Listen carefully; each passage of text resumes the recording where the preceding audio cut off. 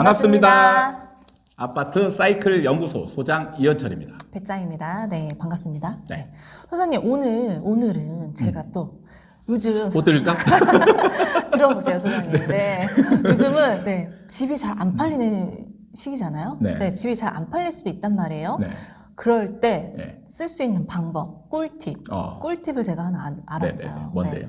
바로 주전세라고 아시나요, 소장님? 주전세.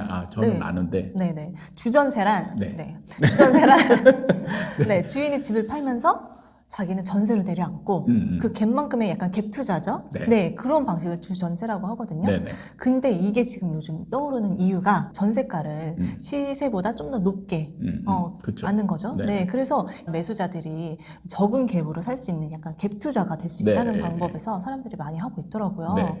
근데 이걸 딱 듣는 순간, 집이 잘 안 팔리는 이 시기 괜찮은 것 같더라고요. 네. 이 주전세 정말 괜찮지 않나요, 소장님? 사실 이런 매도 방법이죠. 일종의 네네네. 투자자 입장에서 투자 방법이 될 수도 있고, 이게 지금 막 활성화된 건 아니고요. 네. 상승장에서 이미 이제 좀 현장에서 많이 일어났던 방법이에요. 이 방법을 쓰게 되면 윈윈이 되죠. 그쵸. 윈윈이기 때문에 좋은 방법이 되는 거죠. 매도자는 자기가 전세로 들어가는 거죠. 그래서 좋은 점은 내가 기존에 살던 집에서 계속 산다는 거죠. 그쵸. 살면서 집은 팔 수 있는 거예요. 그러니까 사실 어떻게 보면 매도를 하면서 이사 가야 된다는 이것이 굉장히 어떻게 보면 부담이 될 수도 있던 부분이었는데, 그쵸. 가격은 시세대로 팔면서 내가 이 집에 계속 눌러 앉아서 살 수 있다. 이 부분이 이제 가장 파는 사람 입장에서 메리트고, 그 다음에 투자자 입장에서는 사실 이제 이때 쓰는 게 전세 가격이 이 사람이 시세보다는 항상 약간 높은 가격에 써주는 게 핵심이에요. 그래서 투자자의 부담을 줄여주는 방법이죠. 만약에 집값이 10억이고 전세가가 5억이다. 이렇게 되면 이때 한 6억이나 7억 정도 이거에 전세 계약을 쓰고 눌러 앉는 거죠. 투자자라고 한다면 갭 투자를 한다면 5억이 들어야 되는 투자 방법인데 이때 3억만 들어가면 되잖아요. 맞아요. 그래서 투자금을 줄일 수 있는 아주 좋은 방법이 되는 거예요. 맞아요. 또 임차인을 또 새로 맞출 필요가 없으니까 그렇죠. 그런 리스크도 또 감안할 수 있죠. 어떻게 보면 이제 이게 굉장히 둘 다 윈윈이 되면서 각광받는 투자 방법, 매도 방법으로 자리를 잡게 된 계기가 된 거죠.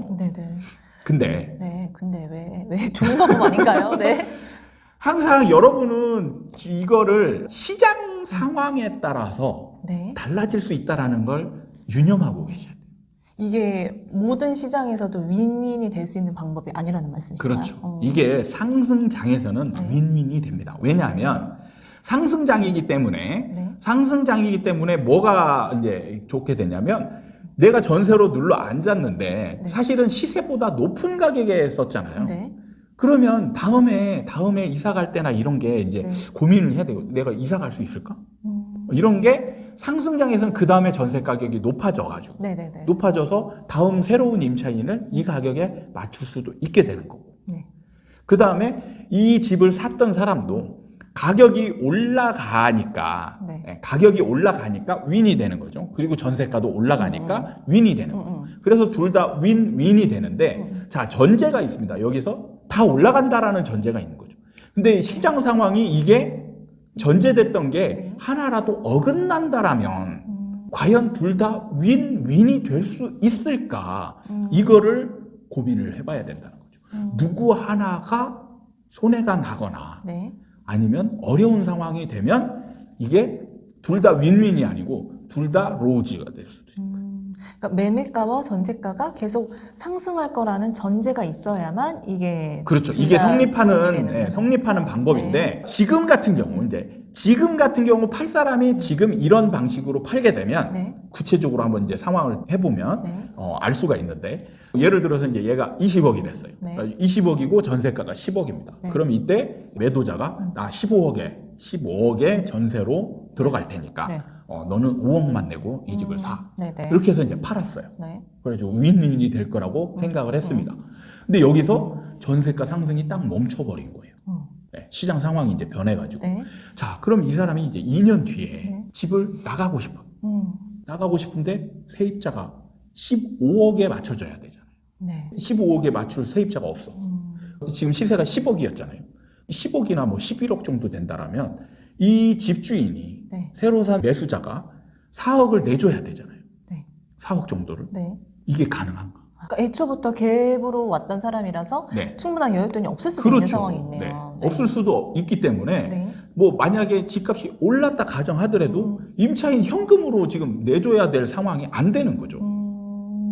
근데 어찌됐든 이 집을 팔았던 매도자는 네. 이 집에 쭉 거주하기 위해서 네. 그렇게 주전세로 했던 거잖아요. 네네. 근데 어찌됐든 뭐 거주를 계속 안정적으로 살 수 있는 상황이니까 그렇게 마이너스가 되지는 않을 것 같은데. 이제 그렇게 전제할 수도 있죠. 네. 이렇게 본다면, 자, 만약에 이제 그냥 집주인은 그냥 오래 살아도 된다. 이런 가정으로 이제 또 전제를 바꿔볼게요. 그럼 이때 또 중요한 변수가 있는 게 뭐냐면, 네. 집값이 네. 계속 상승해야 서로 좋은 상황이 되는 거예요. 그렇죠. 산 사람은 어쨌든 투자자잖아요. 네. 투자자가 집값이 올라가야 서로 네. 기분이 좋고, 근데 이 사람 입장에서는 만약에 집값이 많이 올랐어요. 네. 그러면 이 사람은 배 아프지. 정말 기분이 정말 어떻게 보면 더러울 겁니다.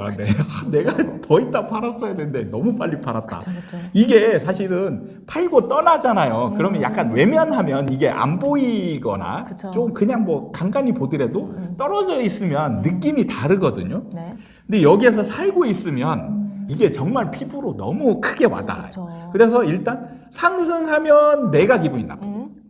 자, 하락하면 여기서 이제 정말 심각한 문제가 벌어질 수 있어요. 심각한 문제요. 네. 자, 내가 볼모가 되는 거야. 볼모. 잘못하면 볼모. 네. 자, 투자자 입장에서는 오를 거라고 생각하고 샀어요. 그쵸. 근데 떨어졌단 말이죠. 네. 그러면 냉정히 보면 이 사람이 나한테 일종의 사기당했다라고 생각할 수 있는 거죠. 나한테 뭐 행동은 하지 않았지만 어차피 가격이 떨어졌으니까. 그렇죠. 비싸게 팔고 지금 뭔가 굉장히 일종의 조작을 한 거잖아요. 전세가를 높여서 싸게 파는 것처럼 해가지고 시세를 비싸게 받았다 생각할 수 있는 거죠. 괘씸해지는 거군요. 네. 괘씸해지는데 이게 팔고 끝났어요. 떠나갔으면 아무리 괘씸해도 그냥 뭐 이거는 그냥 어쩔 수 없는 거다. 이렇게 네네네. 치부할 수 있는데 자, 이 집에 살고 있어요. 그 사람이.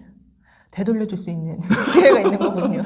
이 사람을 이제 괴롭힐 수 있는 거죠. 너 때문에 지금 하락하고 있는데 네가 사기친 거 아니냐. 네. 근데 중요한 거는 볼모를 잡고 있는 게 보증금. 보증금을 지금 15억이나 네네네. 갖고 있잖아요. 네. 이 사람은. 하락하고 있으면. 그럼 여기서 이제 다툼이 벌어질 수도 있고. 눈에 그러면, 불을 켜겠네요. 나중에 이 보증금에서 일부를 뺏길 수도 있는 상황이 벌어지는 거예요.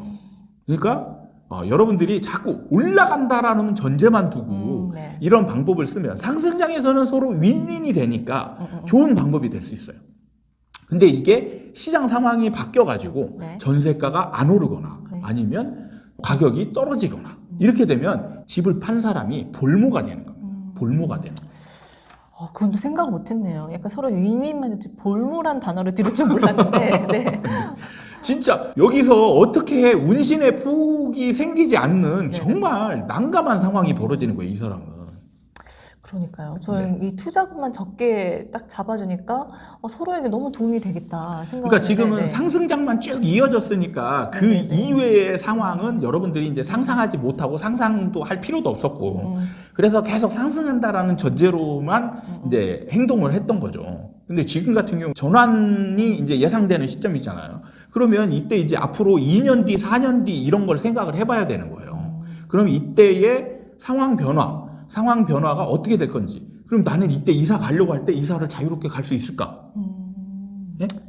그건 생각 못 해봤어요. 네. 그런 높은 전세가가 오히려 독이 돼서 새로운 세입자를 못 맞출 수도 있다. 이런 리스크가 있을 줄은 생각도 못 했어요. 그러니까 여러분들이 이제 이때 생각하는 게 지금 요즘 보면 전세가 신고가들이 막 생기잖아요. 네네네. 냉정하게 보면 지금 이런 상황일 가능성이 굉장히 높은 거예요. 네. 실질적으로 새로운 임차인이 와서 신고가를 딱 생기는 것보다는 집주인, 실거주자가 매도를 하면서 전세가를 높게 써서 신고가로 탁 올리고 그러면 이 사람이 바라는 효과가 있는 거예요. 내가 신고가를 하게 되면 다른 집들도 전세가가 올라가서 높아질 거다. 그래서 이게 시세가 되지 않을까 라고 이제 굉장히 좋게 생각하는 거죠. 근데 이게 한계가 있다라는 거죠. 전세는. 전세는 어쨌든 실수요자이니까. 예. 전세는 무조건 가격이 올라가기만 하면 임차인 입장에서 손해보는 구조이기 때문에 예, 어느 정도 저항이 있다라는 거예요. 매매하고는 달라요, 상황이. 그래서 전세가가 무조건 올라가는 상황이 벌어지지는 않는다라는 거죠. 저는 그 신고가를 또 그대로 보는 것도 네. 어쩌면 좀 위험할 수도 있다는 생각이 드네요. 또 이런 그렇죠. 또 지금 내막이 있을 같은 수도 있다는 지금 거고요. 같은 상황에서 거래가 이제 실제로 보면 임대차 거래도 별로 안 일어나고 있죠. 임대차 거래가 안 일어나는 게 호가도 지금 전세 호가도 굉장히 높이 올려놨어요. 그러니까 임차인이 이제 따라가서 이 계약을 맺기가 부담스러운 거예요. 그러니까 아예 포기하는 사람들도 생기는 거죠. 거래가 안 일어나고 있는 상황에서 갑자기 신고가가 빡 터진다. 이거는 정말 이제 이런 상황을 의심해 볼 수 있는 거예요. 그럼 이게 일종의 조작인 거죠. 조작이 들어갔을 때 이게 과연 이제 시장으로 연결이 될 거냐 안 될 거냐 이걸 냉정하게 봐야 되는 거예요. 그러니까 뭔가 조작이라기보다 어찌됐든 서로의 윈이 되고자 이렇게 했던 것들인데 그렇죠. 그걸 실수요 사람들이 받쳐줘야 그게 또 시세 형성이 되는 그렇죠. 그거는 네. 이제 한계가 있다 이런 거죠. 네. 그러니까 지금 이런 생각을 하고 계신 매도자분이 있다라면 냉정하게 운신의 폭이나 이런 것들을 고민을 하고 여기에서 내가 볼모가 될 수도 있다라는 걸 염두에 두고 이런 행동을 하셨으면 좋겠다. 이런 말씀을 드리고 싶습니다. 저처럼 또 솔깃해서 또 덜컥 계약을 하거나 하면 앞으로 2년 후, 4년 후가 힘들어질 수도 있다는 생각을 그러니까 항상 변수는 뭐냐면 시장 상황이 변하는 거에 따라서 옛날에는 이게 정답이었지만 이게 오히려 오답 아니면 정말 심각한 악순환을 만들어낼 수도 있다. 이런 부분을 염두에 두셨으면 좋겠다. 알겠습니다. 오늘도 공부를 하는 시간이었네요. 전 또 뭔가 솔깃해서 가져왔는데 그게 아니었습니다. 네. 항상 현장에서 일어나는 상황들을 이렇게 가져오시는 게 요즘은 정말 현장 가면 이런저런 꼼수들이 정말 막 솔깃하게 하는 방법들이 정말 많아요. 사람들이 정말 대단하다는 그런 생각이 있었어요. 막 정말 들썩들썩해요. 그런 얘기를 들으면. 네. 정말 기발한 아이디어를 내는 분들이 참 많아요. 그러게요. 알겠습니다. 오늘 시간은 또 이렇게 마무리하도록 하겠습니다. 오늘 영상이 도움이 되셨다면 구독과 좋아요 부탁드리겠습니다. 다음에 또 찾아뵙도록 하겠습니다. 감사합니다.